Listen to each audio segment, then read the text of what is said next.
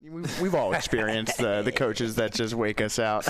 All right, and we are off, and it looks like that Boston crew is getting out there. They're not going to wait for anyone to try to get ahead of them. So, yeah, looking good. We've got Georgetown and MIT right beside them. And so far, this is looks like all crews are still in this race. Yeah, so for lane assignments here on the right in the baby blue, in lane 1 is Long Island, then Georgetown, Boston University, MIT with the really good start there in lane 4. They're out in front. Gordon kind of trying to go with them. And then Georgia Tech in lane 6 are your 6 here in the women's collegiate double grand final. Yeah, and MIT is actually getting out, pressing a little bit there. Gordon is right there with them, as well as Boston. This starting sequence is important, but you know what? There's 2,000 meters, so let's see what happens and see how the rest of the race shapes up. Yeah, so the Terriers of Boston University clearly in third at the moment, but they look really calm. They don't look like they're too worried at the moment just yet about what MIT is doing. I assume that will start to change as the race gets in, but you see already they're starting to move through Georgetown there, and we'll see how this race plays out as we have about 1,500 meters left to go now. Yeah, and that's the question, as you sort of stated, is how far do they let MIT get ahead, and then what happens as they look around, and they may not be in a position that they have been in all regatta, right? Yeah. So they've been the ones that have gotten out to the lead. They've been the ones that sort of dominated the races. So, but now it looks like they've sort of found their swing, and it looks like they're moving again here. You can see them sort of put a little bit more pressure in, and this may be the time. They just may have had a slow start. Yeah, just a half tick higher on the rate than MIT at the moment. You see their blades just going in slightly faster, and now MIT responds a little bit as they probably feel Boston coming up, because it does look now as though Boston has really fully entered back into this race. Yeah. And now they continue to press, rowing a little bit higher than that MIT boat. Mm-hmm. Yeah, maybe MIT took a quick 5 there to try and stave off this run, but it doesn't look like it's going to be successful, as Boston University has walked through them and is now looks to be out in front at the very least. In fact, as I look at them coming down the race course here, it does look like Boston has a pretty sizable lead over MIT.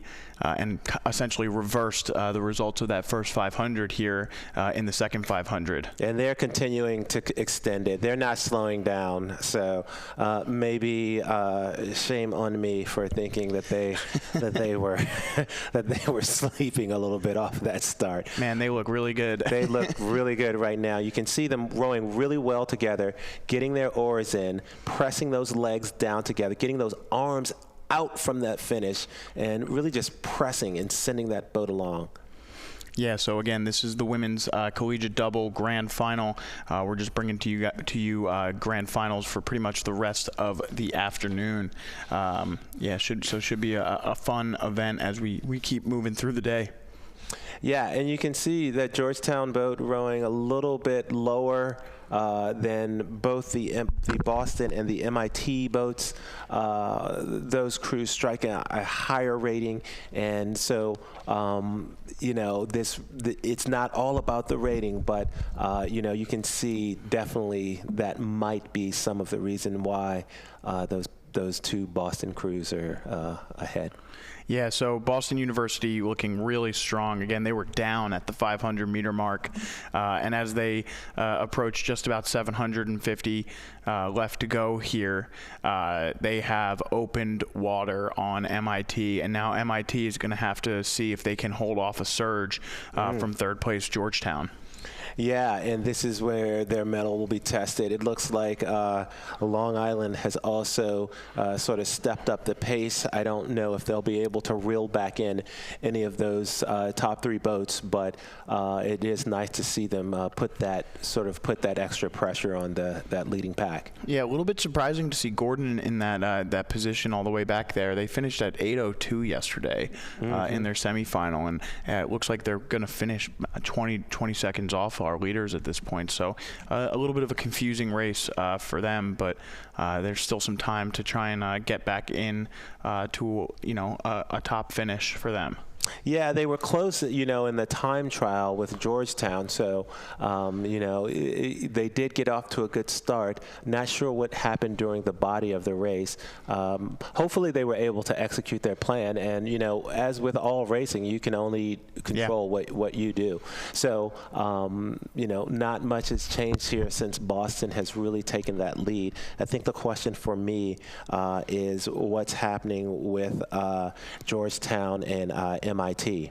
Yeah, and we'll try and see if that Gordon boat out in lane 5, has anything to say to Georgetown as they get closer. It doesn't look like they're in, right up against Georgetown. Georgetown still seems to be in third place. 500 meters left to go now in the women's collegiate double final. Yeah, and this is the time right here, coming through this 500-meter mark in the race. There's not much, space. There's not much course left to make any huge changes. So we're going to have to either have a big sprint, and you never want to count on sort of that miracle sprint. You never want to be in that position because you just never know if it's going to work out or if you have it in the tank. So right here, these athletes have been racing all year. They know themselves, and so we'll see if there's anything that can be done by any of these crews to change sort of the complexion of this race. Yeah, it's always fun. I've been a part of both types of crews, right? The crews that have those flying finishes for some reason, just can dig that extra deeper, and crews that, were much better at rowing that middle part of the race and letting the chips fall where they may. They're kind of fun. I definitely prefer the latter. It's just a more powerful feeling to know that you can dominate the body of a race. Yeah. I mean, when you get to sort of a certain fitness level, when you get to a certain level of competition, sort of there is a more even landscape of fitness across the athletes. So, right now we're seeing some excellent skill and technique. And I'm sure that's combined with some amazing fitness and training from this Boston University crew. And they've looked good.